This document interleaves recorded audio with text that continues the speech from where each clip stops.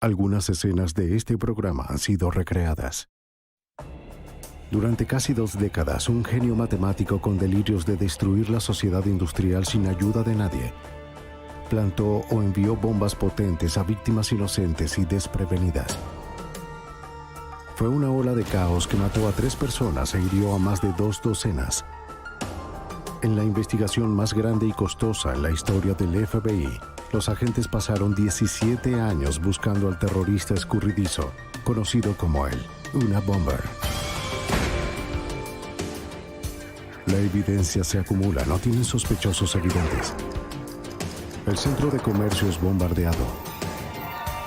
Ted Kaczynski es arrestado.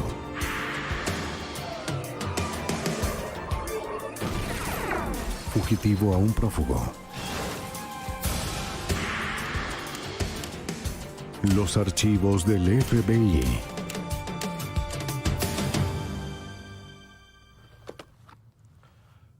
La primera bomba apareció en la primavera del año 78. El daño que causó fue mínimo, pero su impacto sería enorme. Cada nueva detonación, el terrorista aprendió un poco más sobre bombas, y la policía aprendió un poco más sobre el hombre que las envió. Sus objetivos eran universidades y aeronaves, y el FBI lo llamó el Una Bomber. Soy James Castro, exdirector del FBI en Nueva York. Antes de saber del nombre de Ted Kaczynski, sabíamos que estábamos ante un genio descontento. Lo que no sabíamos era cuán inteligente o enojado en realidad estaba, o qué tan lejos llegaría. Al tiempo que él estaba perfeccionando con detalle sus bombas, mejorábamos nuestro perfil. Todo era cuestión de quién terminaría primero. El Una Bomber. El 25 de mayo de 1978, un profesor de ingeniería llamado Buckley Christ de la Universidad de Northwestern en Evanston, Illinois, se presentó en la sala de correos con un paquete del tamaño de una caja de zapatos. El profesor Christ figuraba como el remitente y no conocía a la persona a la que iba dirigido. El guardia de seguridad del campus, Terry Marker, agregó que podría ser una bomba. ¿Estás bien? Aunque la bomba explotó, no causó mucho daño. Esto dio origen a un periodo de 20 años de violencia que dejaría perplejo al FBI y aterraría a la nación.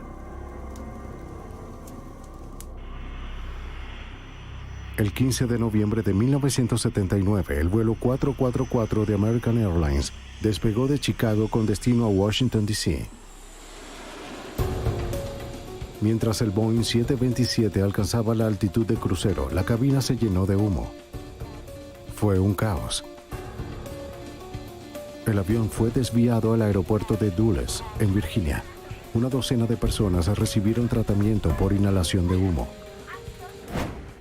De no haber sido por un cable defectuoso en la bomba, más de 100 personas hubieran sido asesinadas. Bombardear una aeronave es un delito federal. El FBI intervino. El agente Chris Roney del FBI examinó la evidencia de la bomba en la aeronave.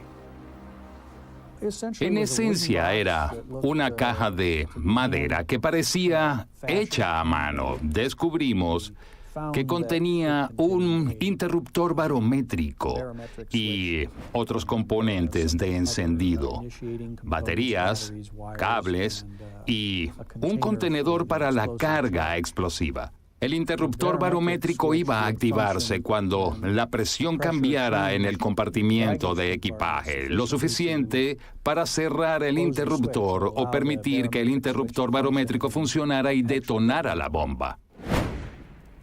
El uso de un interruptor barométrico sensible a la altitud le indicó al FBI que estaban lidiando con un criminal astuto.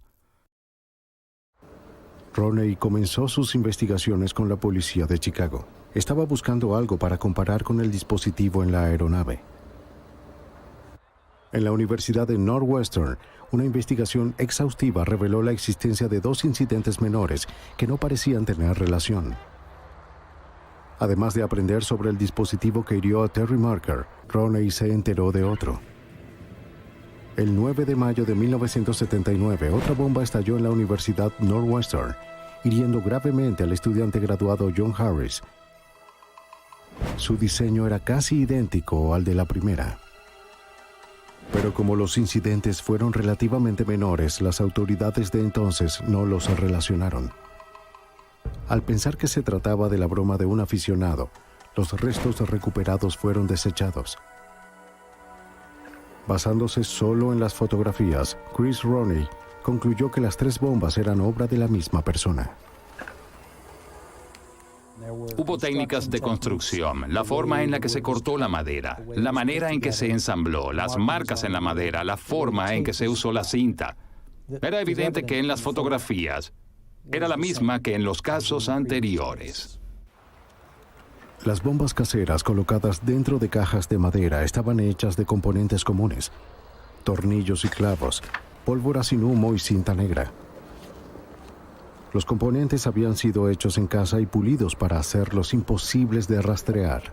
Algunos componentes no fueron elaborados, sino más bien tallados y manejados con detalle.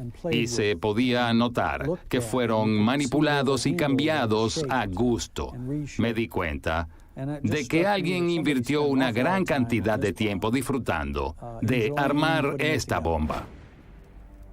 El FBI se percató de que estaban lidiando con un dinamitero en serie, uno que estaba apasionado de su destreza. En la década de los 50, un joven tímido e inteligente de los suburbios de Illinois llamado Ted Kaczynski se saltó un grado en la escuela primaria. Era introvertido, prefiriendo encerrarse en su habitación para estudiar, en especial para estudiar química. Era un prodigio con el nivel de inteligencia de un genio. Su coeficiente intelectual superó los 170. Ingresó a Harvard a los 16 años y se graduó en 3 años en 1962. En 5 años recibió su doctorado de la Universidad de Michigan. Como un ayudante de profesor de matemáticas en la Universidad de Berkeley, en California, Kaczynski no era un profesor popular ni extrovertido. Casi nadie lo llegó a conocer. En 1969, renunció de manera repentina. La naturaleza social de su posición como profesor era demasiado para Ted. Tan solo no parecía encajar. Para 1971, Kaczynski decidió abandonar a la sociedad por completo. Compró 6 hectáreas de terreno en una zona rural en las afueras de Lincoln, en Montana, a casi 2,000 metros por encima de la sociedad de la que iba a deshacerse.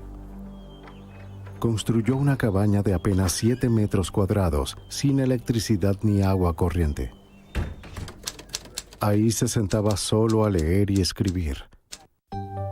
Una de las cosas que Ted escribió fue un ensayo de 23 páginas en contra de la obsesión del hombre moderno con la tecnología y el progreso científico.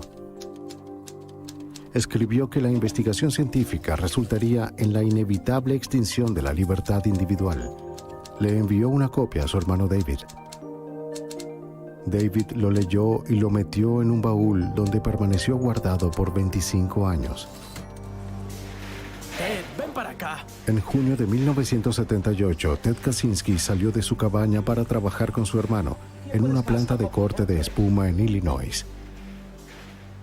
El extraño comportamiento de Ted llegó a ser excesivo y su hermano se vio obligado a despedirlo.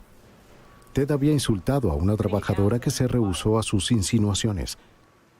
Ted se enfureció y en un año regresó a su cabaña en Montana, jurando nunca volver a ver a su familia.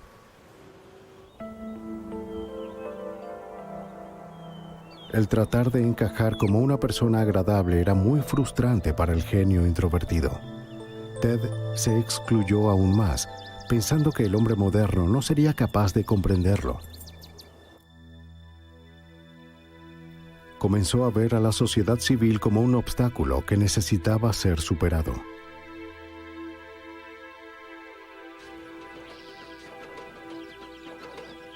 Con el tiempo, Ted se adaptó a su vida de pocos lujos.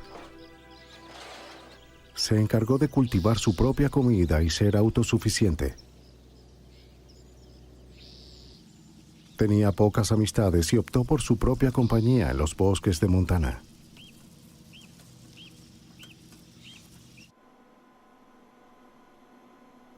Ted rara vez iba a Lincoln. Cuando lo hacía, era para leer libros de referencia en la pequeña biblioteca de la ciudad.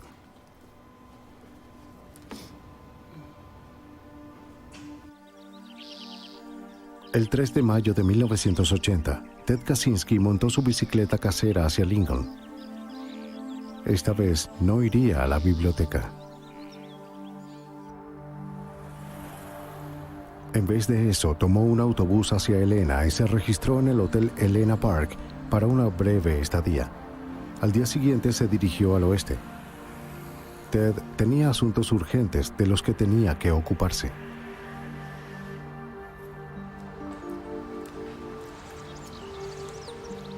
Percy Wood, el presidente de United Airlines, recibió un paquete en su casa en los suburbios de Chicago el 10 de junio de 1980. Unos días antes, recibió una carta de un extraño que prometió enviarle un libro, el cual, de acuerdo con la carta, tenía un gran significado social.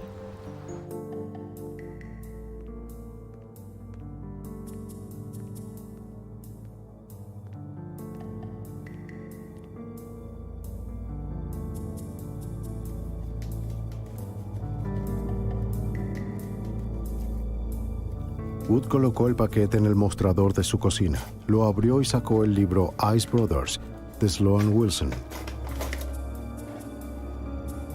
Wood estaba confundido. ¿Por qué este libro era de importancia social? Abrió la portada. Wood casi fue asesinado. El dinamitero había aumentado la apuesta con su cuarto y más poderoso dispositivo hasta entonces. Los técnicos de bombas del FBI y de la ATF llegaron a la escena. No tardaron en identificarlo como el trabajo del dinamitero en serie. Hasta ahora, cada bomba había sido casera con un cableado y construcción similar. En la cuarta bomba, el terrorista dejó una marca. Grabada en un pedazo de metal estaban las letras FC. Sin duda, las iniciales fueron puestas ahí a propósito. Estaban protegidas de forma tal que sobrevivieran a la explosión. No tenía sentido tenerlas allí. No sirvió para nada excepto para decir, aquí está, mi firma, aquí está un rasgo distintivo. El FBI solo podía especular con lo que FC significaba. Para entonces, los investigadores del FBI ya le habían asignado un nombre. Había atentado contra universidades y aeronaves. Lo llamaron una bomb. Un por universidades y A por aerolíneas. Nombrarlo fue fácil. Encontrarlo sería mucho más difícil. Agencia Federal de Investigación, Departamento de Justicia. En 1981, con FC como su mejor pista, el FBI comparó a miles de personas con esas iniciales. Pero el Unabomber no estaba inactivo. En octubre, un paquete fue encontrado en un edificio en la Universidad de Utah.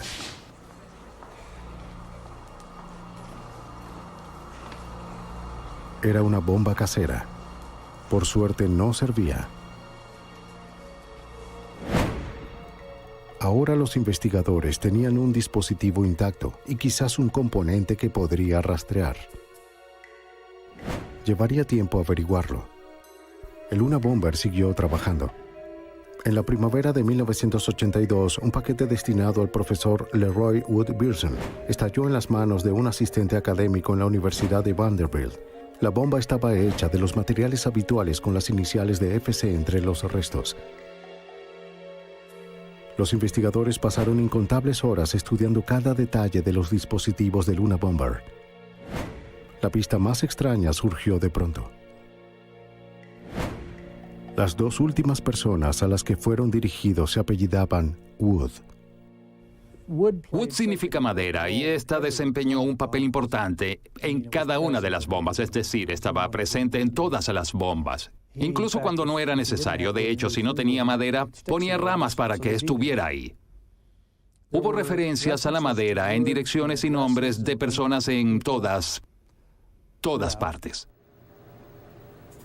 El inspector del laboratorio del FBI, Doug Diedrich, de la unidad de rastreo, es también un experto en madera.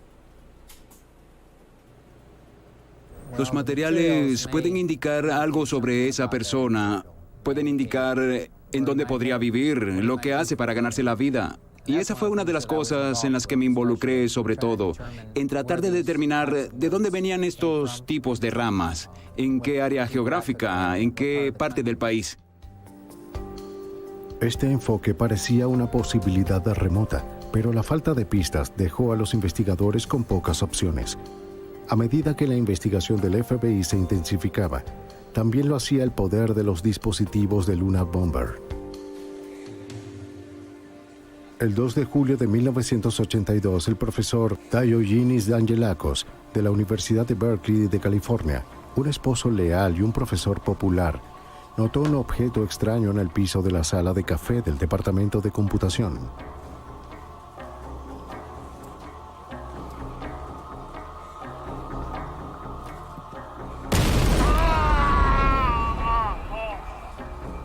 La explosión lo hirió de gravedad y le arrancó los dedos. Mientras yacía aturdido, encontró una nota escrita a máquina. Funciona. Te dije que funcionaría, RB.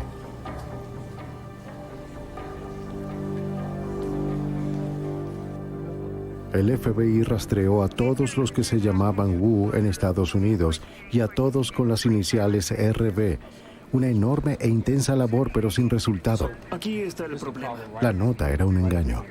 Pero hay que encargarse de esto. ¿Cuánto tiempo? Otra pista surgió al día siguiente de la explosión. Un custodio que trabajaba en Corey Hall, el edificio donde la bomba estalló, vio a un hombre con un bigote delgado y una sudadera vagando en el pasillo la noche anterior. El trabajador, sin embargo, no pudo recordar suficientes detalles para ayudar a un dibujante a hacer un bosquejo.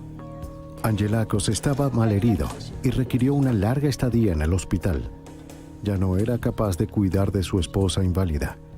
Ella murió un mes después de la explosión.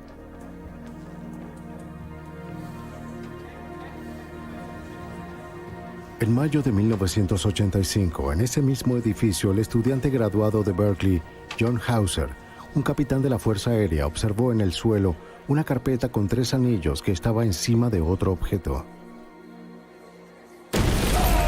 ¡Dios mío! ¡Ayuda! ¡Dios mío! ¡Oh, Dios, ayuda! ¡Ayuda! ¡Vengan acá! Hauser acababa de aplicar para el entrenamiento de astronauta. Lo que no sabía es que mientras yacía herido había sido aceptado en el programa, pero nunca volvería a volar. Su anillo de la Academia de la Fuerza Aérea fue encontrado incrustado en la pared al otro lado de la habitación. De forma irónica, el profesor Angelakos estaba cerca cuando la bomba explotó. Corrió a ayudar a Hauser.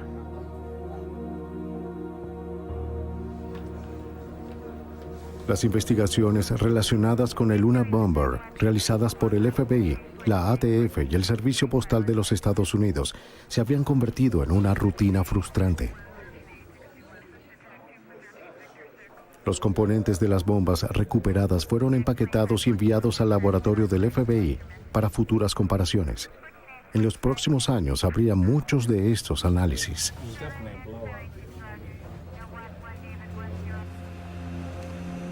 El 8 de mayo de 1985 se recibió un paquete en la corporación Boeing, en Auburn, Washington. Estaba dirigido solo a la compañía. Era pesado y tenía muchas postales. Oye, Mark, ven a ver Un esto. empleado de la sala de correo llamó a seguridad. El paquete fue radiografiado y mostró que contenía una bomba casera. Tenía FC estampado en las tapas. Si el empleado hubiera abierto el paquete, lo más probable es que lo hubiera matado a él y a cualquier otra persona cerca.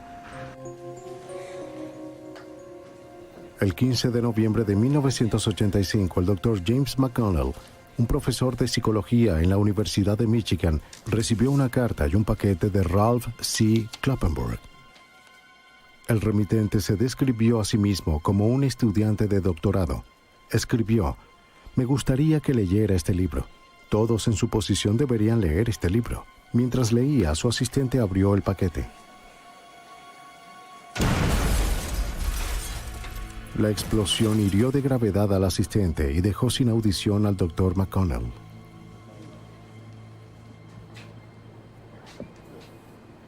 Los inspectores continuaron analizando las bombas.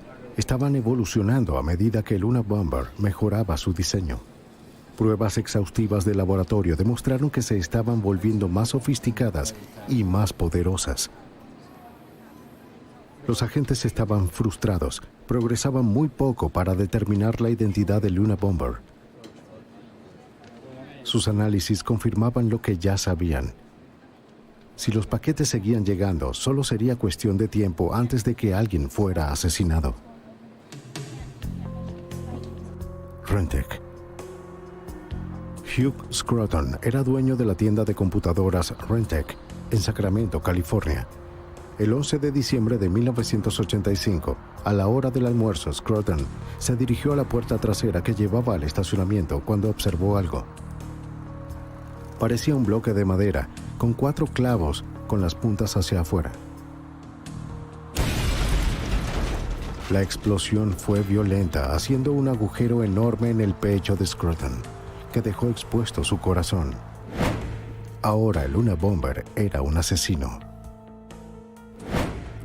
La bomba que mató a Hugh Scruton era la más poderosa hasta el momento. Consistía en un tubo dentro de otro tubo y tenía todas las mismas características que las otras, hasta el grabado FC en un extremo. Ahora la investigación del Unabomber era un caso de homicidio. Los investigadores se apegaron a su estrategia de mantener en secreto los detalles del caso, por temor a que el Unabomber se enterara de lo que sabían, o peor, alentara a los imitadores. Los investigadores estaban desesperados por una pista sólida. Ted Kaczynski siempre estuvo activo en su cabaña aislada. Cuando no estaba haciendo bombas, estaba escribiendo su filosofía que lo justificaba. Para Ted Kaczynski, la sociedad tecnológica era un horror, definido por la destrucción de la Tierra y de los seres humanos, asemejándose a algo un poco más que robots sin mente. En la historia de Ted, cualquiera que estuviera participando en la dependencia de la raza humana de la tecnología era un villano. Gracias. ¿Puedes revisar estos documentos? El 20 de febrero de 1987, una secretaria de la tienda de computadoras CAM en Salt Lake City miró por la ventana de su oficina y vio a un hombre en el estacionamiento que ponía un objeto en el suelo.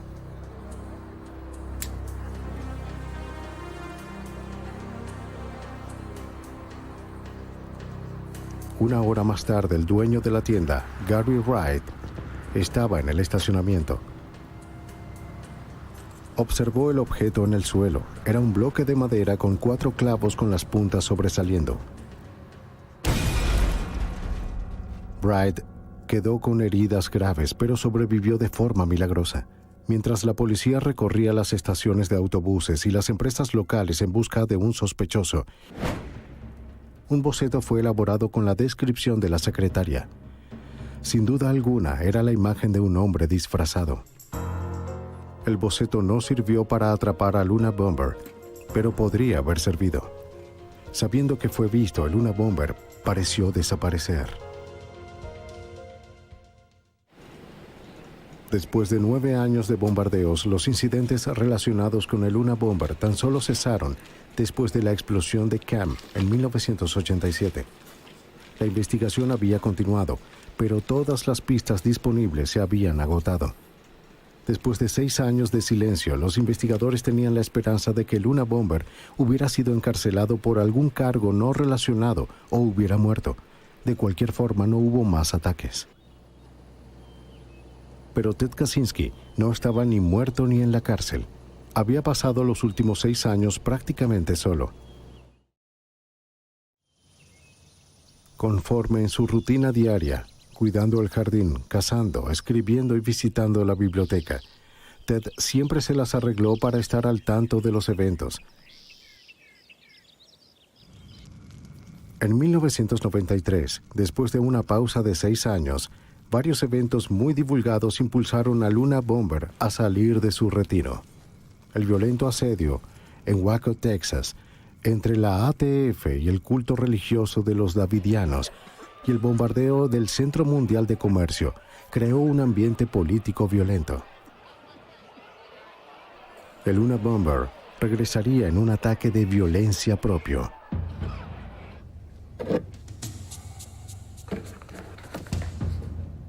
El Dr. Charles Epstein es un renombrado genetista de la Universidad de San Francisco. El 22 de junio de 1993, se sentó en la mesa de su cocina para abrir su correo, incluyendo un sobre con relleno que había llegado ese día.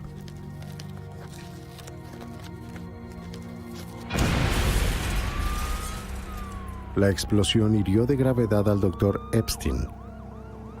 Después de 2 horas y media de cirugía, se estabilizó y tuvo mucha suerte de estar vivo.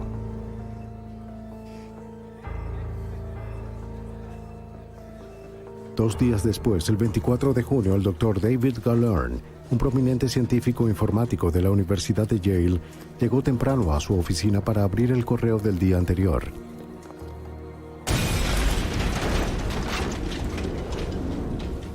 Herido en su brazo derecho, ojo y abdomen, Galern luchó para ponerse de pie y salir por la puerta en busca de ayuda.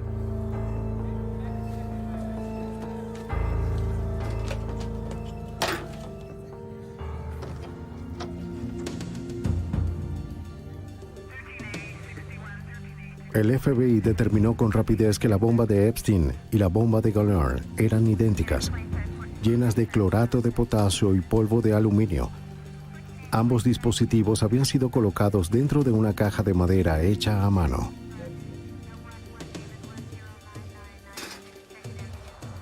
Pocas horas después del estallido llegó una carta a la sala de correo del New York Times. Era de un grupo anarquista autodenominado FC, que se atribuía la responsabilidad de los bombardeos recientes. El FC prometió más comunicados en el futuro. Se proporcionó un número de identificación al Times para garantizar la autenticidad de los mismos.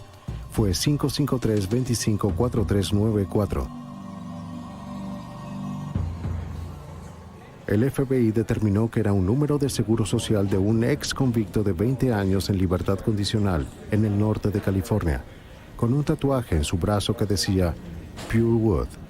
Una investigación lo descartó como el Unabomber. Otra pista importante fue descubierta. Impreso en el papel en la carta del New York Times estaba la nota borrosa llamar a Nathan R. Miércoles 7 de la noche. El Unabomber escurridizo al fin proporcionó a los agentes una pista sólida. El FBI habló con más de 10,000 personas cuyos nombres eran Nathan y cuyos apellidos empezaban con R. La búsqueda exhaustiva no arrojó nada. Parecía que a el Unabomber le encantaba enviar al FBI en persecuciones absurdas. El Times publicó la carta que despertó el interés del público. También condujo al FBI hacia docenas de pistas falsas, estudiantes disgustados, ingenieros de aviación e incluso un club de calabozos y dragones en Chicago. La última ronda de actividad había acelerado la investigación del FBI. Se formó una fuerza de tareas formada por el FBI, la ATF y los inspectores postales para coordinar los esfuerzos de la investigación. Jim Freeman era el jefe de la oficina de campo del FBI en San Francisco. También lideraría la fuerza de tareas del Unabomber compuesta por varias agencias. Teníamos evidencia dispersa en 3 agencias federales diferentes y en muchos laboratorios estatales locales, por lo que reconocimos que nuestra labor era obtener el control de la información que ya estaba disponible para determinar qué partes de la investigación estaban listas.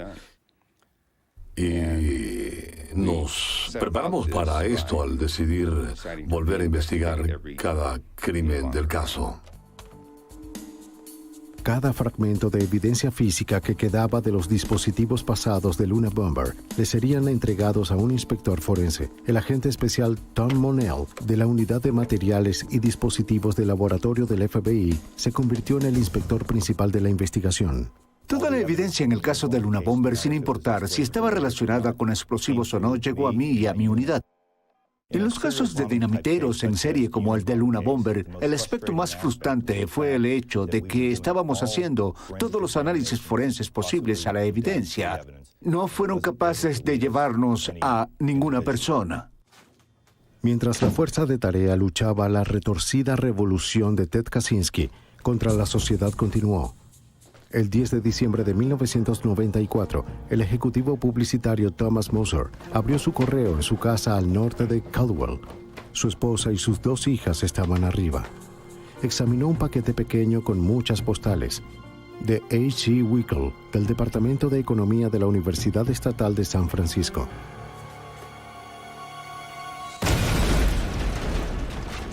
La explosión fue la más espantosa hasta entonces. Decapitó al instante a Thomas Moser.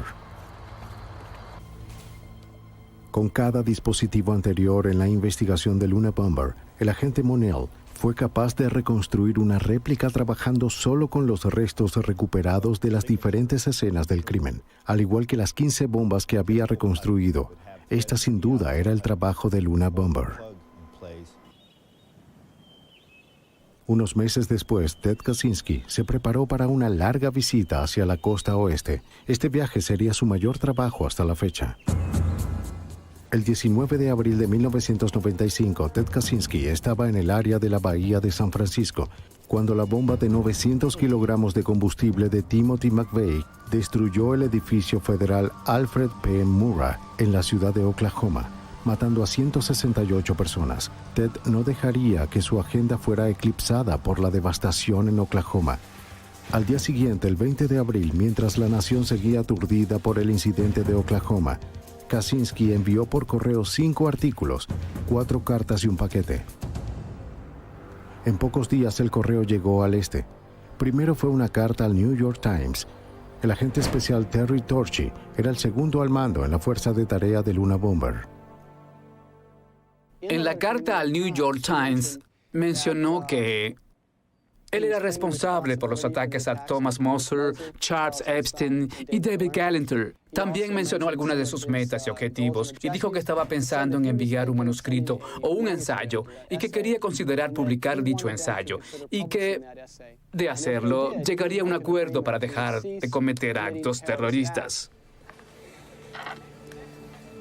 La segunda carta fue dirigida a la víctima reciente David Gallaert en Yale, quien se estaba recuperando de sus heridas. La carta fue insultante. Dr. Gallaert, las personas con títulos avanzados no son tan inteligentes como creen que son. Si tuvieran cerebro, se darían cuenta de que existen muchas personas que se molestan por la forma en que genios como usted están cambiando el mundo.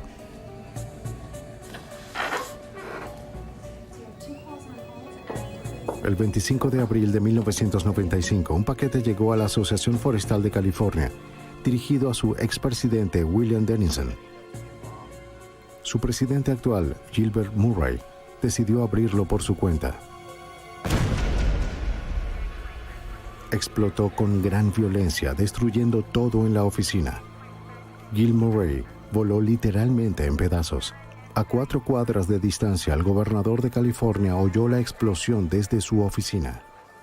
El temor de Luna Bomber fue nacional. Se reportaban amenazas de bombas en todas partes. La lista de sospechosos superó los 50,000 nombres.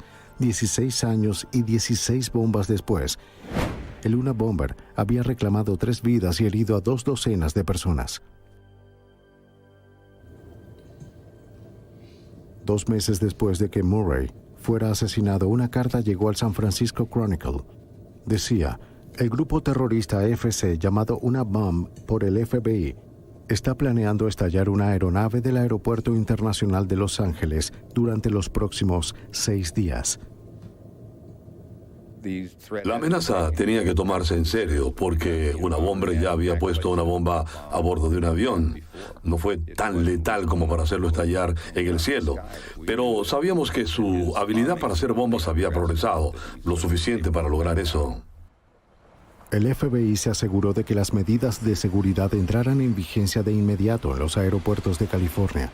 Nadie que no tuviera boleto podía pasar la seguridad. Todos los bolsos fueron revisados. Los perros detectores revisaban todo. el servicio postal dejó de enviar el correo en aviones comerciales. Los pasajeros eran interrogados acerca del equipaje de mano que llevaban. Las preguntas si ellos llevaron el paquete consigo todo el tiempo o si habían empacado su maleta sin ayuda. Esas preguntas se hacen desde aquel día en el aeropuerto de Los Ángeles.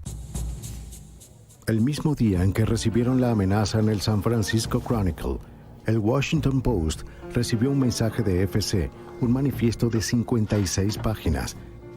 El New York Times recibió una copia del manifiesto al día siguiente, como lo hizo la revista de adultos Penthouse 2 días después.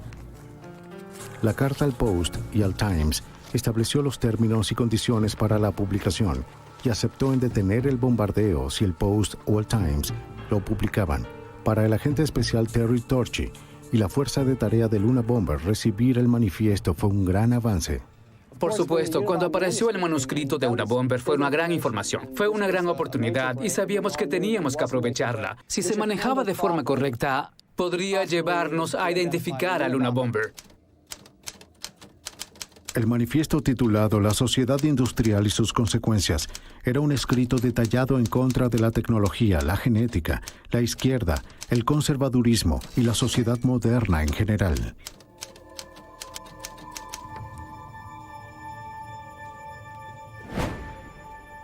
El FBI tenía muchos artículos de evidencia recolectados de años de investigación de este caso. Solo necesitaban generar una pista sólida, una que con suerte hiciera el caso más fácil. Freeman pensó que la respuesta estaba en publicar el manifiesto. Estábamos muy a favor de publicarlo porque después de leer el manifiesto era evidente que una persona había plasmado su filosofía con varios años de desarrollo dentro de las páginas de esto.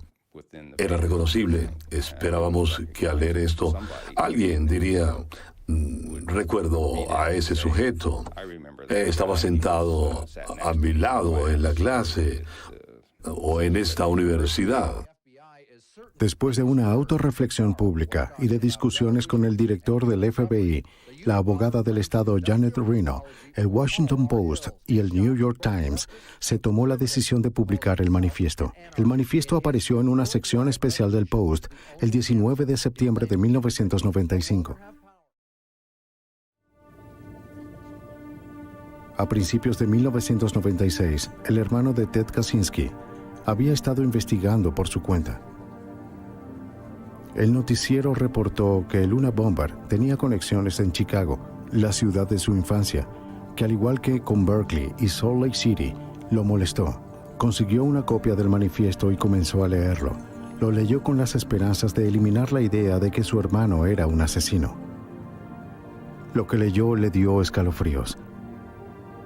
Reconoció el lenguaje y el contenido del manifiesto en cuanto a la similitud de los escritos de su hermano Ted. David sacó varias cartas viejas y escritos de Ted que pudo encontrar y los comparó con el manifiesto de Unabomber. Ambos usaron la frase «genios temperamentales». David estaba angustiado, pero aún no estaba convencido.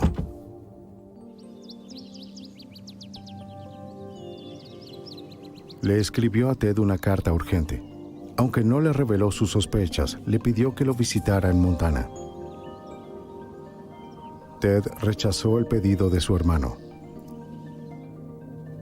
David decidió llamar a un investigador privado para investigar el asunto, pero las noticias que el investigador le llevó no fueron alentadoras. El investigador privado envió el manifiesto junto con algunos de los escritos de Ted para ser analizados por expertos que no conocían a los actores involucrados. Los expertos concluyeron que los autores tenían una gran posibilidad de ser la misma persona. Desesperado, David continuó su búsqueda por cualquier cosa que Ted le hubiera escrito. En un viejo baúl se encontró con un ensayo que Ted le envió en 1971. David no podía seguir negando la realidad de que su hermano podría ser el Unabomber.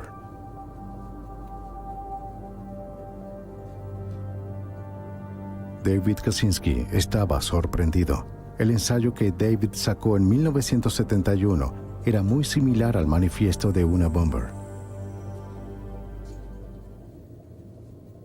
Desgarrado ante la posibilidad de entregar a su propio hermano y poner en peligro las vidas de otros, David Kaczynski tomó una decisión dolorosa.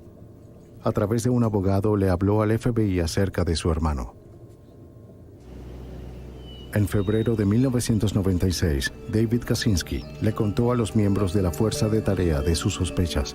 Dio un recuento detallado de la vida de Ted, dónde creció, a qué escuela fue y dónde estaba viviendo. Luego entregó el ensayo de 1971.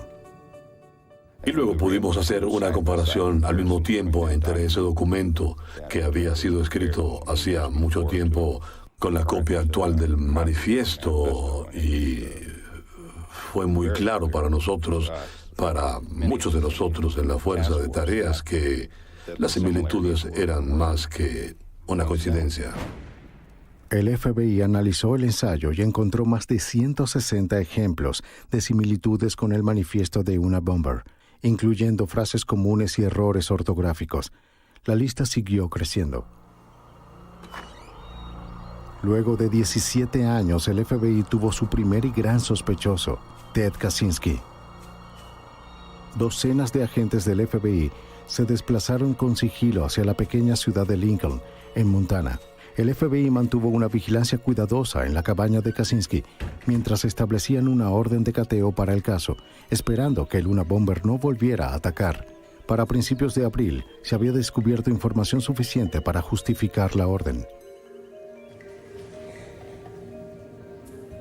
Entre otras cosas, los agentes pudieron descubrir que Ted había viajado por todas partes. Los registros en los hoteles probaron que el Unabomber siempre estaba en movimiento antes de un incidente. El agente Terry Torchy presentó una declaración detallada de 65 páginas describiendo el caso del gobierno contra Ted Kaczynski y solicitando permiso para registrar su cabaña. Habíamos trabajado toda la mañana alrededor de las 5 para ubicar con anticipación a varios equipos de agentes de diferentes lugares del bosque en Lincoln, Montana, y en un puesto de mando que situamos en Lincoln. Todos teníamos un papel diferente. También teníamos a los equipos de recuperación de evidencia y estaban situados en otro puesto de mando que teníamos en Lincoln. Todos estábamos listos para ir una vez que se firmara la orden. Agentes del FBI disfrazados y un oficial forestal se acercaron a la cabaña de Kaczynski. Caminaron hacia su cabaña hablando en voz alta. No querían que Kaczynski sospechara que había alguien acercándose por sorpresa. Los oficiales le pidieron ayuda para identificar una propiedad en su mapa. Cuando volteó para buscar su abrigo, los oficiales se abalanzaron sobre Kaczynski. El sospechoso de ser una bomber estaba bajo custodia.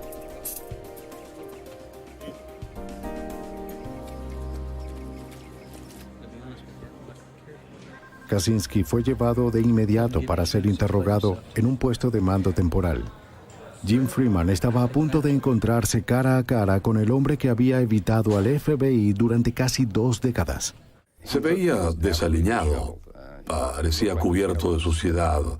Los agentes que lo tenían agarrado por sus brazos para retenerlo tenían sucio en sus manos. ¿Le gusta viajar, Ted? Kaczynski no admitió nada y se rehusó a decir si en la cabaña había bombas activas. A medida que el interrogatorio avanzaba, comenzó la búsqueda en la cabaña. La cabaña pequeña fue considerada como una bomba activa. Se pensaba que el lugar tenía bombas activas o, en el peor de los casos, que estuviera lleno de trampas explosivas. El equipo de desactivación de explosivos entró a la cabaña con cuidado. Ted Kaczynski aún no había sido arrestado de manera oficial por ningún cargo. Cuando los investigadores registraron su cabaña, encontraron evidencia suficiente para acusarlo de posesión de materiales para fabricar bombas. Encontraron tuberías, productos químicos, cables, baterías y cajas de madera. Este cargo permitiría a los agentes a retener a Kaczynski hasta que se realizara una búsqueda más exhaustiva. El agente especial y experto en explosivos del FBI, Donald Sachtleben, Fue responsable de recopilar pruebas de forma rápida para obtener una orden de arresto. Fue hasta Helena para presentar una petición al juez. Sutcliffe había estado trabajando en el caso de Unabomber durante años. Creo que en el viaje de regreso a Helena esa noche, cuando Pat Webb y yo habíamos trabajado en esto durante tantos años, nos miramos y nos dimos cuenta de que tal vez este era el comienzo del fin. Esa noche creímos, en verdad, que, de hecho, habíamos atrapado al Unabomber. Ted Kaczynski estuvo detenido durante la noche hasta que se presentaron cargos formales de arresto a la mañana siguiente. Fue llevado por las calles en televisión nacional, pareciendo ser un solitario excéntrico. Fue presentado al día siguiente ante un juez en Helena acusado de posesión de equipos para fabricar bombas. La búsqueda en la cabaña continuó. La habitación era una mina de oro, pero una peligrosa. Cada contenedor, cada libro, cada carpeta debía ser examinada por explosivos. Era evidente que iba a tomar mucho tiempo registrar la cabaña pequeña. La evidencia que se encontraba por la cabaña era abrumadora.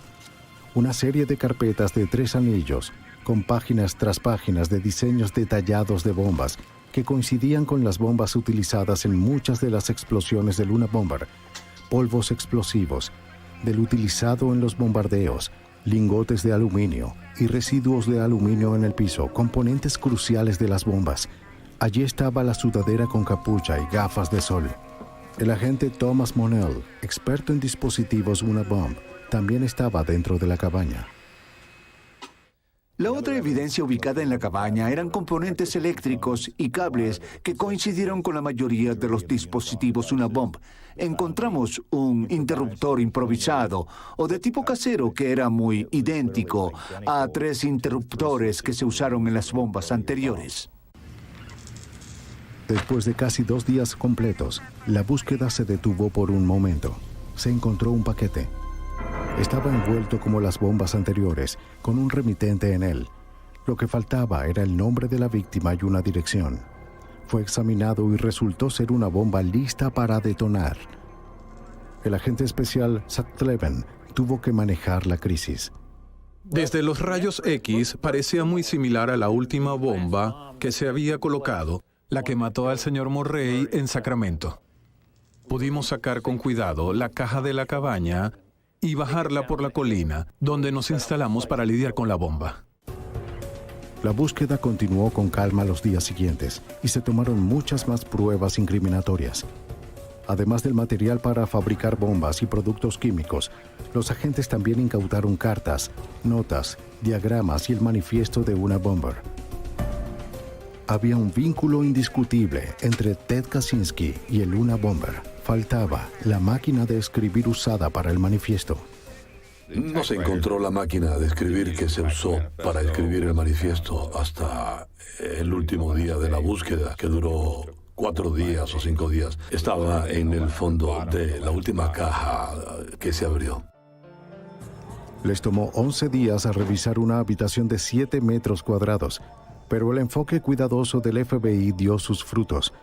El hombre que había asesinado, mutilado y arruinado vidas mientras evadía al FBI fue atrapado al momento. El 14 de abril, toda la cabaña fue levantada en una plataforma y apartada para un análisis más profundo. Los cargos contra Kaczynski habían aumentado en gravedad. El 18 de junio de 1996, Ted Kaczynski fue acusado en Sacramento por 10 cargos relacionados con las actividades del Unabomber, un cargo por la muerte de Hugh Scruton, 3 cargos por las heridas de Charles Epstein, 3 cargos por la mutilación de David Galern y 3 cargos por la muerte de Gil Murray. Ese día habría sido el cumpleaños número 48 de Gil Murray. Las autoridades de Nueva Jersey presentaron más cargos por la muerte de Thomas Moser.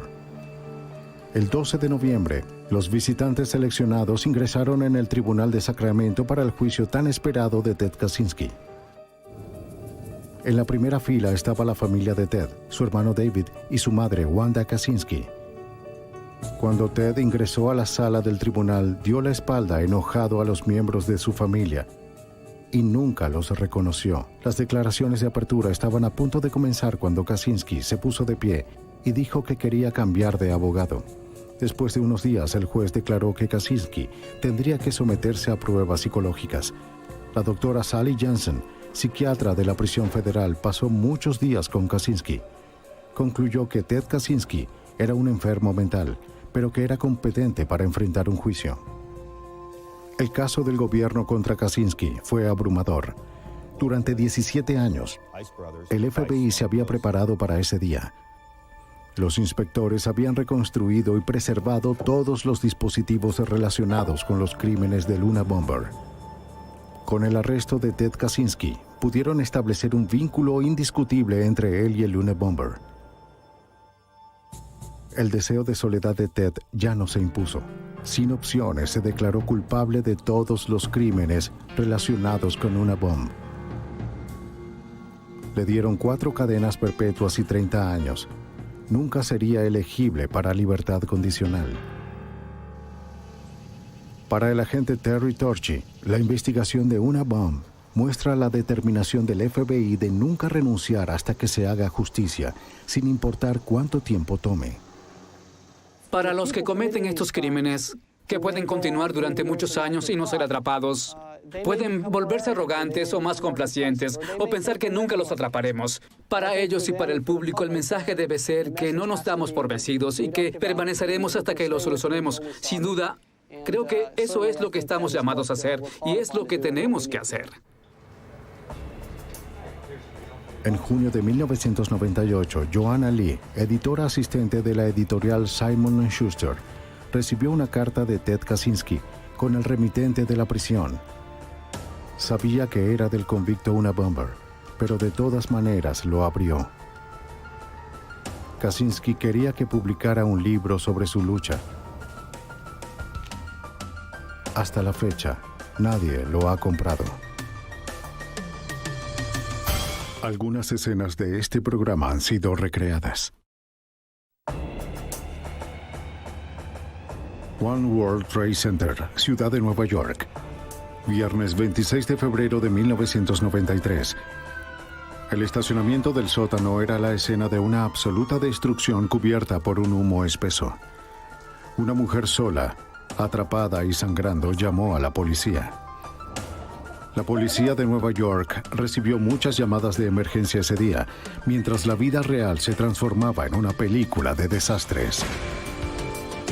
La evidencia se acumula, no hay sospechosos evidentes. El Centro Mundial de Comercio es bombardeado. Ted Kaczynski es arrestado.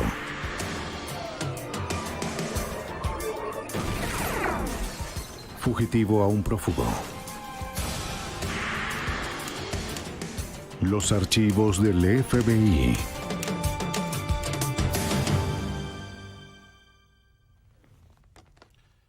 Los atentados terroristas ocurren en otros países, no aquí en los Estados Unidos. Aún así, en 1993, ocurrió en la ciudad de Nueva York. El atentado al World Trade Center afectó nuestra noción de la seguridad nacional. Nos hizo cambiar la creencia de que no éramos vulnerables al terrorismo. Las cicatrices que dejó en nuestra confianza nunca podrán sanar.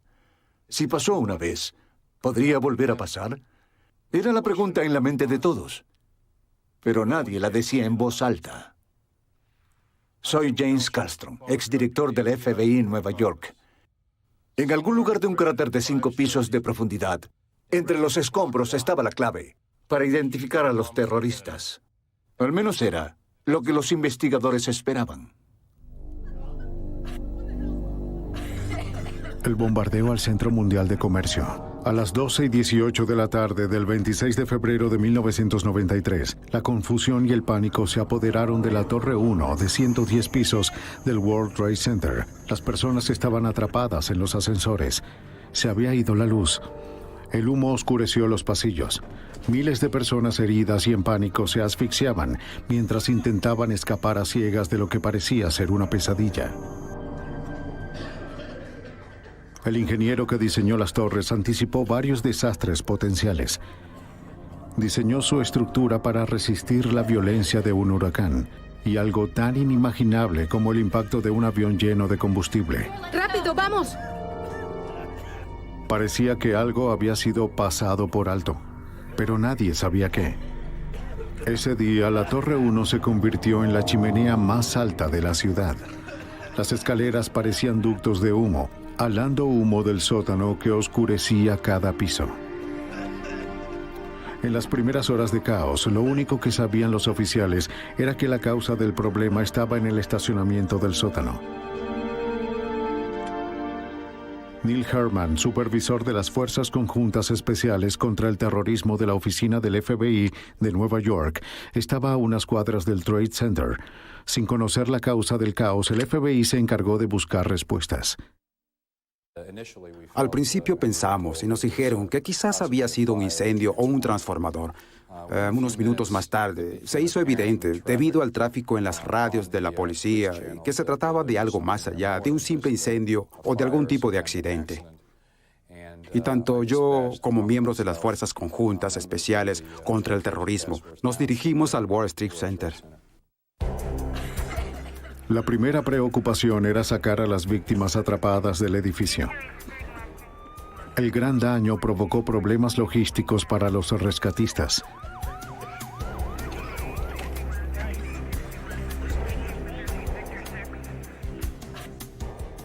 Muchos de los que estaban adentro lucharon para salir por sus propios medios. Los ascensores se habían averiado y los que se encontraban en el último nivel debieron bajar 110 pisos caminando. Hubo lesiones muy graves a causa de la inhalación de humo. Mientras cientos de integrantes del personal de emergencia seguían en labores de rescate, los agentes del FBI enviados al World Trade Center recorrían el área en busca de alguna pista de lo que pudo haber causado la devastación. La destrucción fue enorme. Las calles de la ciudad alrededor del complejo estaban colapsando. El Hotel Vista, que se encuentra entre las dos torres, sufrió enormes cantidades de daños.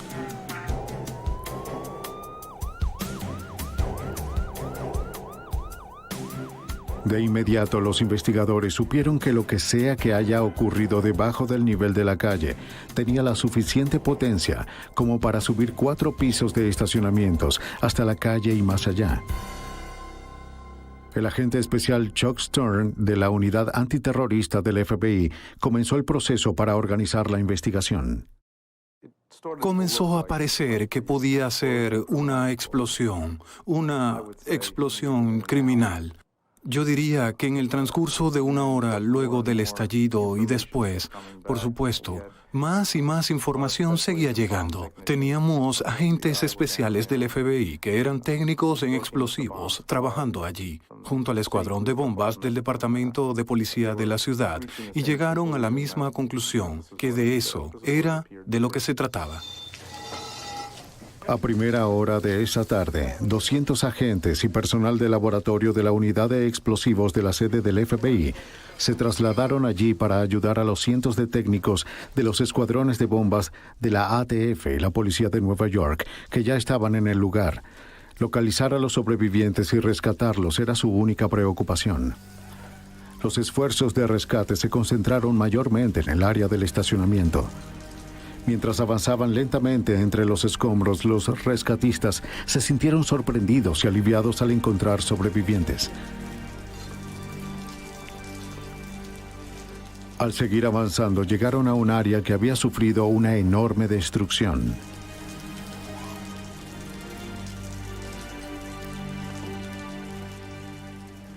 Los técnicos de bombas del FBI, la ATF y la Policía de Nueva York iban enfundados en sus equipos de protección para ayudar en la búsqueda. Algunos llevaban cámaras de imágenes térmicas para localizar cuerpos atrapados entre los escombros. Los descubrimientos se volvieron más horripilantes. 6 personas fueron encontradas muertas. Entre ellos estaban John D. Giovanni, un vendedor de suministros dentales que había estacionado su auto en el estacionamiento subterráneo. Robert Kirkpatrick, William Mako, Stephen Knapp y Monica Smith también murieron. Trabajaban para una compañía que realizaba mantenimiento al World Trade Center. Monica estaba embarazada de su primer hijo. Wilfredo Mercado, un empleado visto por última vez descargando una furgoneta en el estacionamiento, fue encontrado muerto bajo 4 metros de concreto.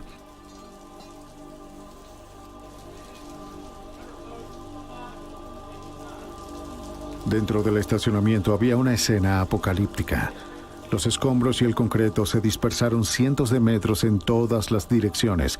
Cientos de autos fueron demolidos y hubo pequeños incendios a causa del combustible derramado.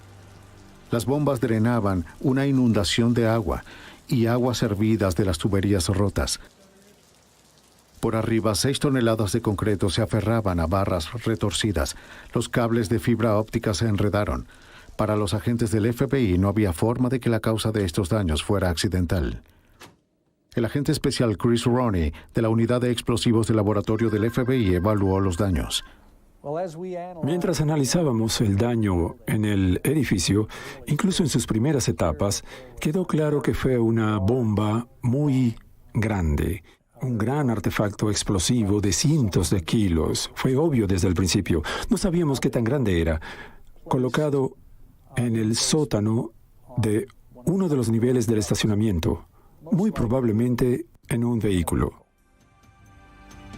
Si las conclusiones iniciales de los agentes eran correctas, este sería el mayor acto de terrorismo en suelo norteamericano para ese momento. ¡Sigan buscando! La mañana siguiente a la explosión, los equipos interinstitucionales se prepararon para la primera inspección profunda de la destrucción. Además de la continua búsqueda de víctimas, ahora buscaban alguna pista que pudiera explicar la explosión. Pero se les instruyó de forma explícita que no movieran ninguna evidencia. La integridad de los niveles inferiores se vio severamente debilitada. Cualquier perturbación podía ocasionar que el poco soporte que quedaba colapsara sobre los que estaban adentro. El piso del nivel B2 del estacionamiento se había derrumbado, haciendo que cientos de autos de los 3 niveles inferiores cayeran varios pisos.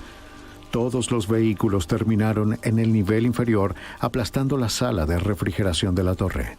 En realidad, los ingenieros nos dijeron que los escombros amontonados alrededor de las columnas eran como una pajilla metida en un montón de arena, y no se podían mover los escombros porque eso eliminaba el poco apoyo que quedaba y que sostenía el Hotel Vista. Los equipos de construcción pasaron horas reforzando las paredes y columnas en los niveles del estacionamiento para que los agentes y los investigadores pudieran explorar la escena con seguridad. Luego de varias horas, los agentes y técnicos comenzaron a abrirse paso en el área de la explosión. Era muy escalofriante porque todo estaba desierto y había muchos autos con los maleteros abiertos y cosas así. Y en algunos de ellos se podía escuchar el tic-tac, lo cual era espeluznante en el lugar del atentado. Y era porque las luces intermitentes de los autos se habían activado y seguían parpadeando en algunos de ellos. Poco a poco, los investigadores se acercaban al origen de la explosión conocida como Zona Cero.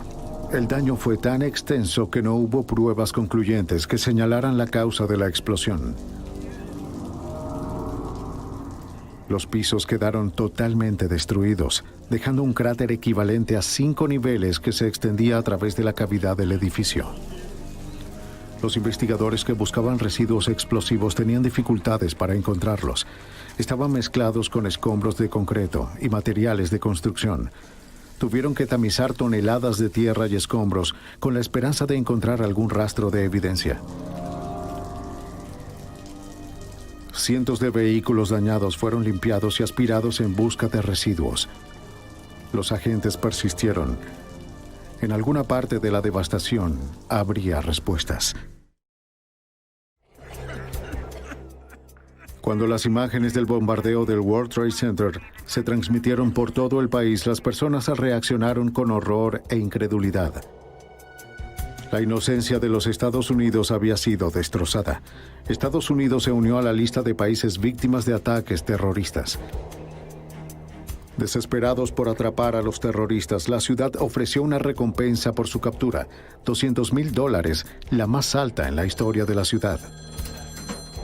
Para la mañana del sábado, el FBI había establecido un puesto de comando para esta investigación. Todos los agentes disponibles fueron asignados al caso. Habían recibido cientos de pistas. La mayoría era de personas que describían a vecinos sospechosos. Numerosos grupos llamaban alegando ser los responsables. Aunque la mayoría de estas pistas parecían llevar a callejones sin salida, todas debían ser investigadas. Gracias por su ayuda. De acuerdo. Justo 2 días después de la explosión, mientras los agentes buscaban pistas, los investigadores que procesaban la escena del crimen localizaron un trozo de acero chamuscado y retorcido en lo que se pensaba que fue el centro de la explosión. Era parte de un vehículo destrozado por la explosión, quizás del vehículo que transportaba la bomba. Los investigadores encontraron una serie de dígitos estampados en los restos metálicos. A pesar de que se les instruyó de forma explícita que no movieran la evidencia, consideraron que su hallazgo era lo suficientemente significativo como para anular el protocolo. Los restos metálicos fueron colocados en una camilla y llevados a la parte superior del cráter. Al llegar a la superficie, los agentes de inmediato trasladaron lo encontrado a un laboratorio forense, instalado por el Laboratorio Criminal de la Policía de Nueva York. Con cuidado, por favor. En el laboratorio, los agentes y examinadores tuvieron dificultades para determinar el significado de las marcas. Se llamó a un investigador de las Fuerzas Especiales Conjuntas contra Crímenes en Vehículos para examinar los escombros.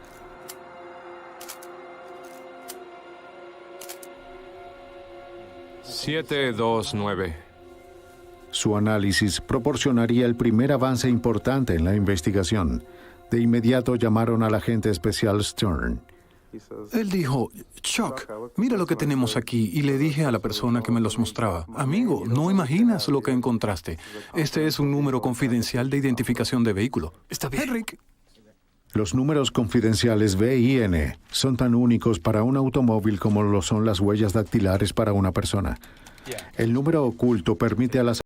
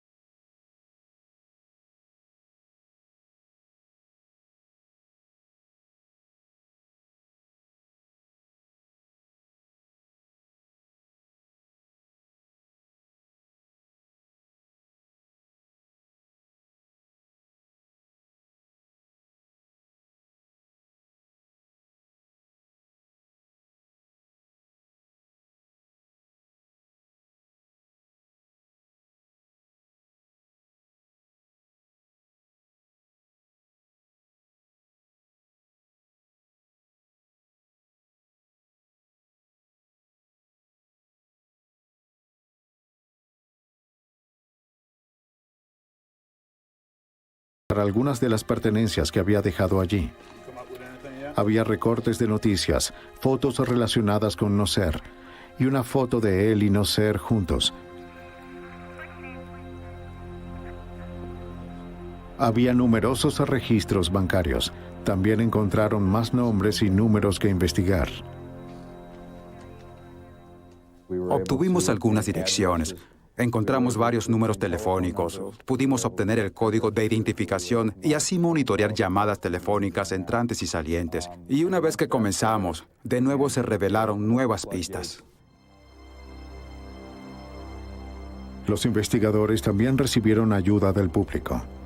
Pocos días después del arresto de Salamé, el gerente de las instalaciones de almacenaje Space Station en Jersey City llamó al FBI.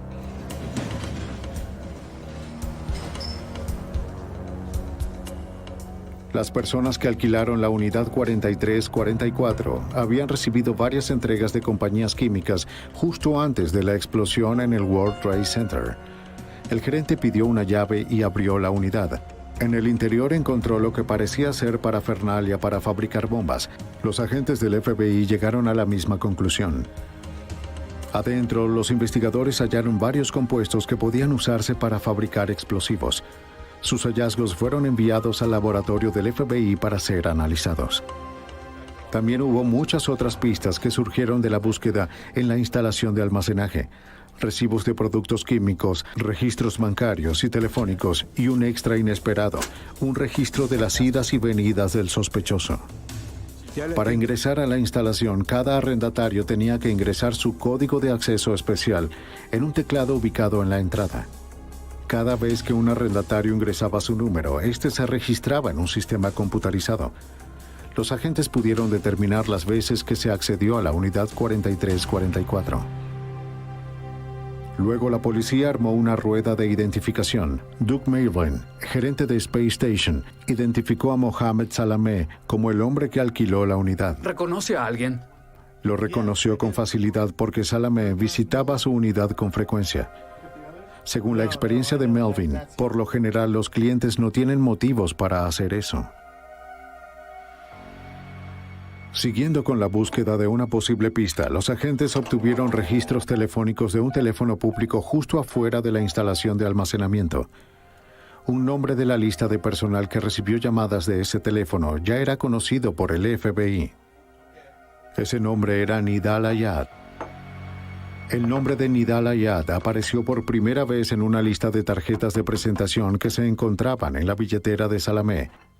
Ayad trabajaba como ingeniero químico. Una semana después del arresto de Salamé, los agentes se dieron cuenta de que Ayad había llamado a una empresa química preguntando por productos químicos. La posibilidad de que ocurriera otro atentado era terriblemente posible. Parecía que se estaba gestando otro acto de violencia.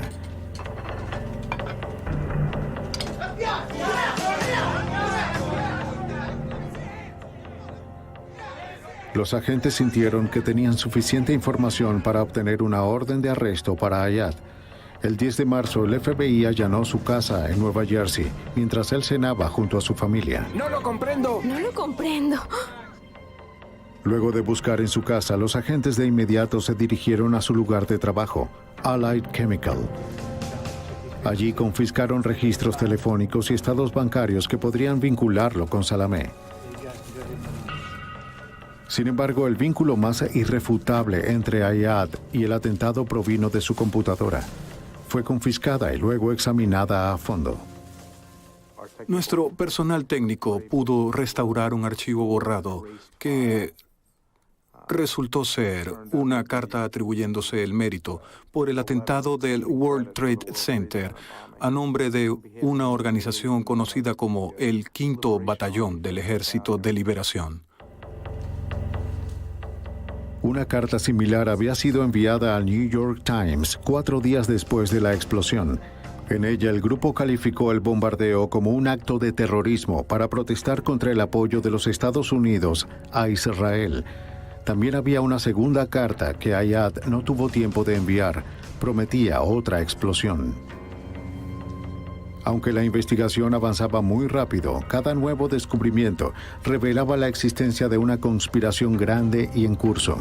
La posibilidad de que ocurrieran más ataques crecía día tras día.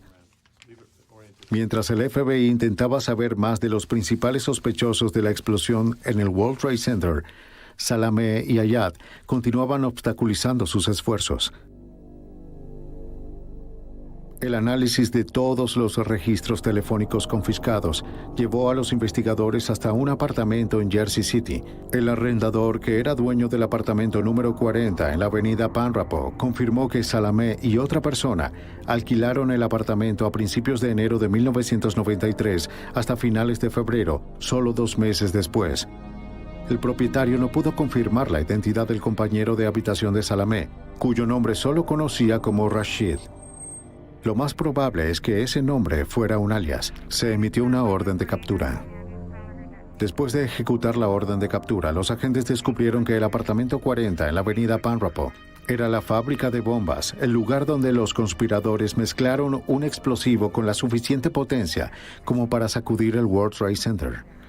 Dentro del apartamento y en un estacionamiento adyacente, los forenses del FBI encontraron rastros de una amplia gama de productos químicos. Estos artículos fueron recolectados y luego se llevaron al laboratorio del FBI en Washington, D.C. Mientras los agentes registraban el departamento, la identidad del misterioso compañero de cuarto de Salameh se reveló. Encontraron documentos para solicitar asilo político a nombre de Ramzi Youssef, quien según los documentos había sido detenido en septiembre de 1992 en el aeropuerto Kennedy por intentar ingresar al país sin una visa. El apartamento en la avenida Panrapo era una mina de oro para el FBI. Antes de descubrir el apartamento, los examinadores del laboratorio del FBI solo pudieron especular a partir de las muestras de residuos tomadas en el World Trade Center, que la bomba utilizada estaba formada por el compuesto altamente explosivo nitrato de urea. Sin embargo, el descubrimiento de la fábrica de bombas de la avenida Panrapo les permitió estar seguros. Desde los laboratorios de la sede del FBI en Washington, D.C., el agente especial Rowney reportó los hallazgos. Del análisis en el laboratorio, llegamos a la conclusión de que estaban hechos con nitrato de urea, es decir, una mezcla explosiva casera. No existe ese producto a nivel comercial, así que tuvieron que mezclarlo ellos mismos. Y cuando finalmente localizamos el almacén o taller donde fabricaron la bomba, esto pudo confirmarse. Esos materiales o sus restos estaban disponibles y confirmamos que esto sí era lo que estábamos viendo en los residuos del laboratorio. Los interrogatorios a los testigos y los análisis de registros telefónicos continuaron. Se realizaron sobre todo en los lugares donde se encontraron los elementos clave de la conspiración. Todos los interrogados mencionaron haber visto a un individuo de aspecto peculiar en compañía de Salameh y Ramzi Youssef. Los registros telefónicos ayudaron a identificar a ese individuo como Mahmoud Abu Halima. Cuando los agentes concentraron su investigación en Abu Halima, se enteraron de que poco después del bombardeo había huido del país. Abu Halima era bien conocido por las autoridades por sus asociaciones con el Sayyid Nasser. Abu Halima también era cercano al clérigo radical musulmán Sheikh Omar Abdul Rahman, quien más tarde sería sentenciado a cadena perpetua por conspiración para bombardear varios monumentos de la ciudad de Nueva York. Poco después de que los agentes se enteraran de que Abu Halima había huido del país, las autoridades egipcias contactaron al FBI para informarles que había sido arrestado y detenido en El Cairo. Abu Halima era buscado allí por conspirar contra el presidente egipcio Hosni Mubarak. Las negociaciones entre los gobiernos de Estados Unidos y Egipto fueron exitosas. Los agentes viajaron a Egipto y se llevaron a Abu Halima bajo custodia del FBI. Cuando fue entregado a los agentes del FBI, tenía las manos esposadas y su cabeza completamente cubierta. Le dijo al FBI que creía que se lo llevarían para matarlo. Aliviado de estar bajo su custodia, habló con los agentes en el vuelo de regreso a Nueva York. Dio diversas declaraciones que luego fueron utilizadas en su contra en el juicio. Uno de los puntos clave que reveló fue, ya saben, de Rashid, lo que más tarde se determinó que era un alias utilizado por Ramzi Youssef. Abu Halima le dijo a Stern que él y Youssef se habían conocido en Afganistán en un campamento secreto para los combatientes de la libertad musulmana, Mujahideen, un campamento de entrenamiento para terroristas internacionales. En cada paso de la investigación aparecía el nombre de Ramzi Youssef. Era un terrorista internacional conocido y experto con explosivos. Los agentes ahora creían que él era el cerebro detrás del atentado del World Trade Center. El FBI comenzó a buscar a Youssef. Pronto supieron que había huido del país la noche del atentado al Trade Center. La cacería internacional de Ramzi Youssef había comenzado. Mientras tanto, los agentes intentaban determinar cómo y cuándo llegó Youssef a los Estados Unidos. Se dijo que el día en que Ramzi Youssef llegó a suelo estadounidense fue el día en que llegó el terrorismo a los Estados Unidos. El 1 de septiembre de 1992, el sombrío experto en fabricación de bombas entrenado en Afganistán llegó al aeropuerto Kennedy de Nueva York. El riguroso examen hecho por el FBI del manifiesto del pasajero del vuelo de Youssef ese día reveló otra pista. No había ingresado solo al país en septiembre de 1992. Con él estaba Ahmad Ayad. Pero Ayad había sido detenido por los agentes de aduanas por poseer un pasaporte sueco falso. En la maleta de Ayad, los agentes de aduanas encontraron una biblioteca de manuales sobre fabricación de bombas y conflictos de guerrillas. La maleta fue confiscada y Ayad fue arrestado y encarcelado por fraude con pasaporte. Para el FBI, Ayad no parecía ser un conspirador.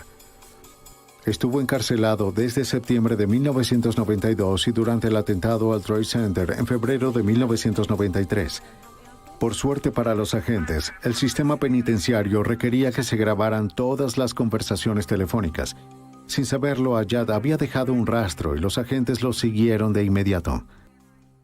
Y comenzamos a notar que él usaba diversos métodos, sobre todo a través de llamadas entre tres, donde llamaba a otro individuo y luego ese individuo redirigía las llamadas.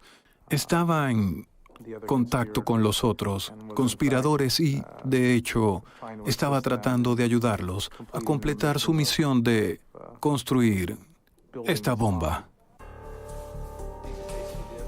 Ayad fue interrogado por agentes del FBI sobre sus contactos y su conocimiento del atentado. No dijo mucho.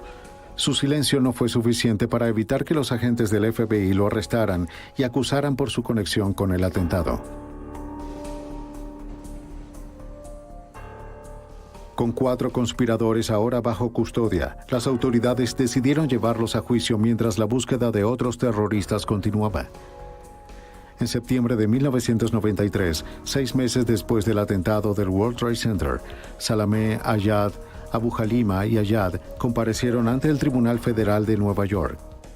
Cuando comenzó el juicio en septiembre de 1993, en realidad tuvimos que realizar 2 investigaciones en una. Tuvimos que realizar una investigación para seguir identificando a los responsables, ubicar a los que también fueron acusados y estaban fugitivos. También prepararnos para un juicio de 6 meses que finalizaría en marzo de 1994. Para entonces, los examinadores habían procesado numerosas escenas del crimen. El World Trade Center, las instalaciones de almacenamiento y la fábrica de bombas. El 70% de la furgoneta que tenía la bomba había sido recolectado.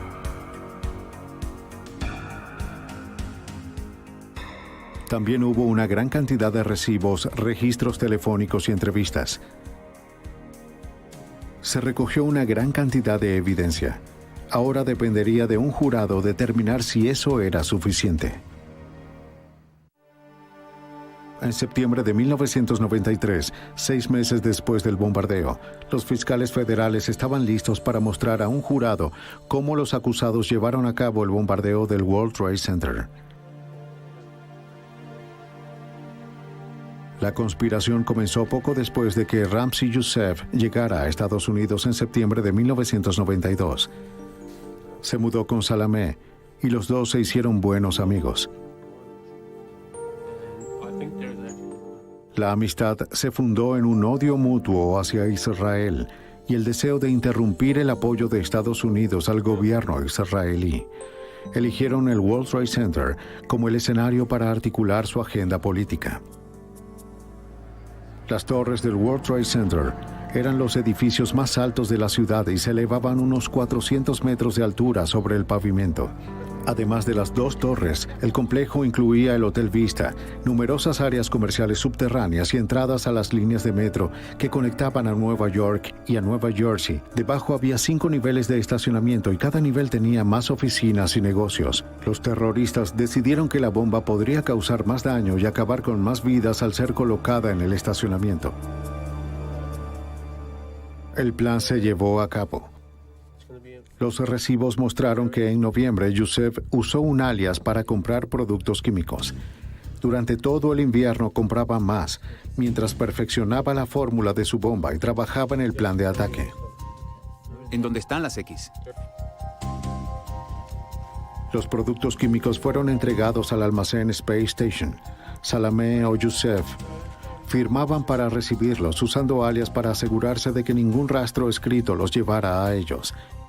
Youssef estaba desesperado por los manuales de fabricación de bombas confiscados del equipaje de Ayad. Youssef desarrolló un ingenioso sistema de llamadas de 3 vías para evitar el rastreo del teléfono desde la prisión de Ayad, en la ciudad de Nueva York, a su apartamento en Nueva Jersey. Primero Youssef llamaba a un puesto de hamburguesas en Dallas, Texas, donde trabajaba su amigo Iyad Ismoil. Luego Ismoil llamaba a Ayad mientras Youssef esperaba en la otra línea. Aquí estoy. No. Oye... Cuando Ayad contestaba el teléfono en prisión, Ismoil lo conectaba con Youssef. Sí, pásale el teléfono a Ayad. Ayad, ¿cómo te va? Juntos, los tres pudieron discutir la construcción de la bomba. No tengo los planos. No. Al jurado se le mostró de forma muy metódica todo lo que los terroristas habían hecho para protegerse entre ellos. Estos hombres no serían disuadidos. Los fiscales continuaron.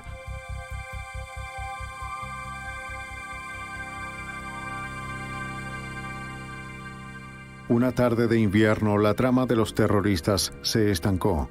Salameh y Youssef conducían desde la casa de Abu Halima en Nueva Jersey cuando Salameh perdió el control de su auto. Solo sufrió heridas leves. Youssef sufrió heridas más graves. Fue hospitalizado por una semana.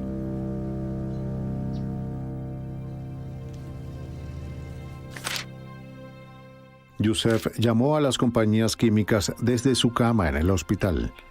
El FBI descubrió a quién llamó y cuándo, a través de los registros telefónicos del hospital. Mientras Youssef se recuperaba, Salameh, Ayad y Abu Halima se adentraron en el bosque de Pensilvania. Allí probaron un prototipo de su mezcla mortal.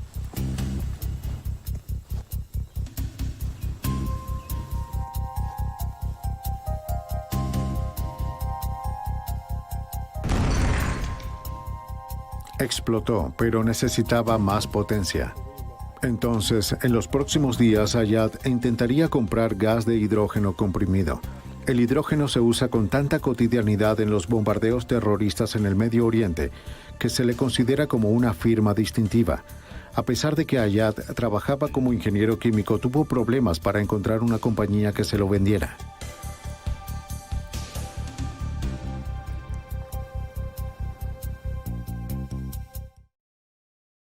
El 16 de febrero, el químico Ayad alquiló un automóvil para explorar el World Trade Center.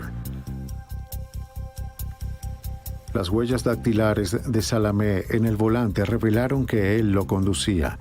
Estas huellas también estaban en el boleto para el nivel B2 del estacionamiento. Un boceto encontrado más tarde mostró que Ayad había hecho un bosquejo del esquema del piso. Luego, solo 4 días antes del bombardeo, a petición de Youssef, Iyad Ismoil llegó a Nueva York desde Dallas para ayudar a terminar la fabricación de la bomba. Ismoil también condujo el vehículo que llevaba la bomba al estacionamiento. Era amigo de confianza de Youssef y había sido taxista en la ciudad de Nueva York, credenciales perfectas para esta delicada operación. El 23 de febrero, Salameh fue a D&B Leasing y alquiló la furgoneta Ford Econoline de 3 metros. Dejó un depósito en efectivo de $400.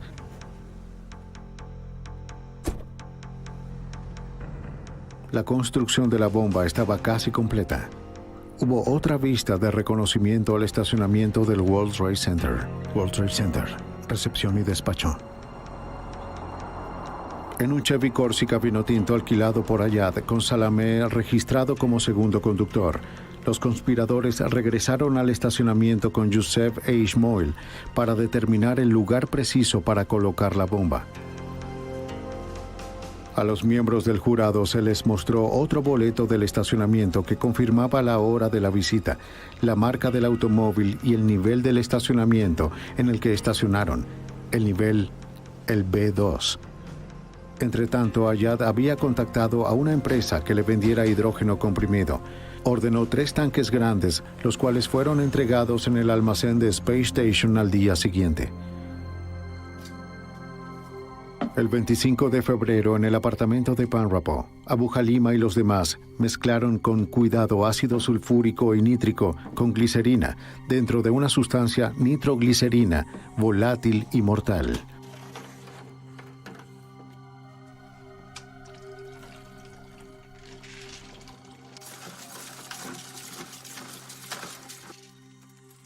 Mezclaron unos 550 litros de cristales de urea con varios litros de ácido nítrico. Lo vertieron en grandes cilindros metálicos donde se transformó en una masa similar a un gel. Transfirieron la masa de urea con nitrato a unos recipientes de basura de plástico.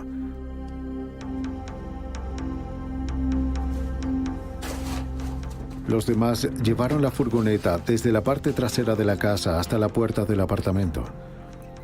Llenaron el área de carga con su creación, un cóctel letal de productos químicos, agentes adhesivos, fusibles y un detonador. Colocaron dentro los recipientes de basura y dispusieron la nitroglicerina fabricada en casa entre ellos. Habían entrelazado 4 largos fusibles a través de tubos quirúrgicos para reducir el humo y la combustión lo suficiente para que los terroristas pudieran escapar. Los fusibles fueron conectados a detonadores y cajas de pólvora y luego se insertaron en cada uno de los contenedores de nitrógeno.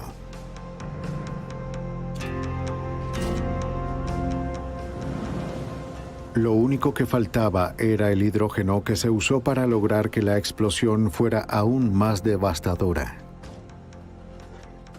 En la furgoneta Ryder, seguida por el Corsica de Ayad, condujeron hasta Space Station para buscar el hidrógeno. Lo introdujeron con cuidado en la furgoneta. Apoyaron los 3 tanques rojos detrás de las cajas de nitroglicerina contra las puertas traseras.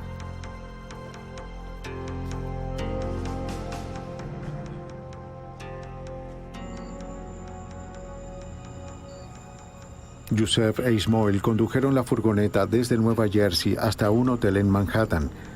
Los registros del hotel mostraron que Ismoil había reservado una habitación para la noche del 25 de febrero. En la noche, la aparcaron en la parte trasera, oculta a la vista. A las 10 de la noche, desde su casa en Jersey City, Salameh informó a la policía de Nueva York que la furgoneta había sido robada. Inventó la historia de que la aparcó en un supermercado y al salir notó que ya no estaba allí. Más tarde esa noche se reunió con la policía para documentar el robo. Sabía que necesitaría un informe policial válido si quería recuperar su depósito. Los agentes se enteraron de que Salameh había comprado un boleto aéreo de infante en el extranjero, porque era lo único que podía pagar. Necesitaba el depósito de la furgoneta para poder cambiar el boleto por uno de la tarifa de adulto. Una vez el vehículo se reportó como robado, todo estaba a punto. Los terroristas hicieron su último viaje al World Trade Center.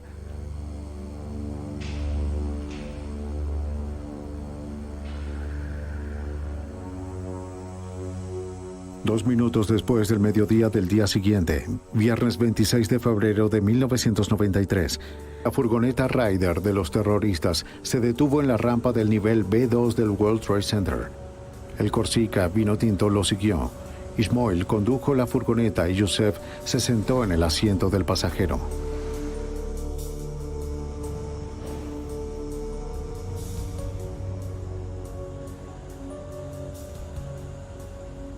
Llevaron la furgoneta hacia un espacio que normalmente ocupaba una furgoneta de la Autoridad Portuaria de Nueva York. Puesto que la Autoridad Portuaria era propietaria del World Trade Center, sus vehículos tenían fácil acceso dentro y fuera del estacionamiento. El auto para escapar los esperaba cerca. Uno de los hombres sostuvo un encendedor de cigarrillos contra el fusible.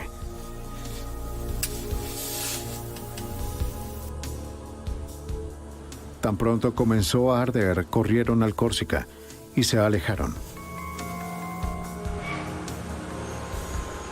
Las llamas comenzaron a correr 2.5 centímetros cada 2 segundos y medio, silenciosas y casi sin producir humo debido a la tubería quirúrgica. La pólvora fue cargada dentro de detonadores Atlas Rockmaster del tipo utilizado en las demoliciones de grandes edificios. Se usaron 4 fusibles para asegurarse de que la bomba detonara. Joseph Ismoil y los demás salieron del estacionamiento pocos segundos antes de la explosión. A las 12:18 de la tarde, los meses de planificación de esta destrucción estaban a punto de convertirse en realidad.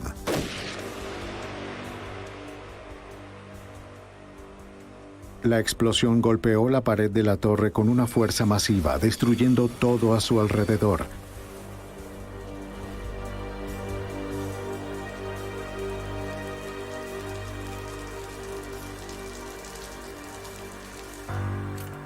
Más tarde ese día, mientras los trabajadores de rescate y los investigadores seguían llegando a la escena, Youssef abordó con tranquilidad un avión a Pakistán e Ismoil abordó un avión rumbo a Jordania. Pocos días después, Abu Halima también había huido. Si los investigadores no hubiesen encontrado y rastreado el número de identificación con tanta rapidez, Salameh probablemente habría escapado también. En el transcurso del juicio de 6 meses, el jurado escuchó el testimonio de 206 testigos y revisó un total de 10.000 páginas de testimonios. En febrero de 1994, un año después del bombardeo, el juicio concluyó. El jurado tardó solo 3 días en llegar a un veredicto. La presidenta del jurado leyó 38 declaraciones de culpabilidad, conspiración, destrucción explosiva de una propiedad, transporte interestatal de explosivos y asesinato. Cuando ella terminó, la sala del tribunal estalló. Ayad y Salameh se levantaron gritando que el veredicto era una injusticia. Solo Abu Halima seguía en silencio. Sentado con calma, con los brazos cruzados, con una sonrisa de desconcierto en su rostro. 3 meses después de sus condenas, el 24 de mayo de 1994, el juez Kevin Duffy condenó a cada terrorista a 1 año de prisión por cada año de vida que les arrebataron a las víctimas, lo cual dio un resultado de 240 años a cada uno, sin posibilidad de libertad condicional. La declaración de las sentencias duró horas y cada acusado dio un largo discurso. Mohammed Salameh, el químico Nidal Ayad, Ahmed Ayad, el hombre que trajo al país los manuales para fabricar bombas, y Mahmoud Abu Halima, conocido como El Rojo, pasarán el resto de sus vidas en prisión. Aunque el juicio de los 4 acusados fue un éxito, el autor intelectual Ramzi Youssef y su cómplice Ayad Ismoil aún seguían siendo fugitivos. 4 de los 6 conspiradores en el bombardeo del World Trade Center habían sido condenados, pero el FBI aún seguía en busca de la mente maestra del bombardeo. Mientras continuaban con la búsqueda de Ramzi Youssef y su cómplice Ayad Ismoil, los agentes se enteraron de que Youssef estaba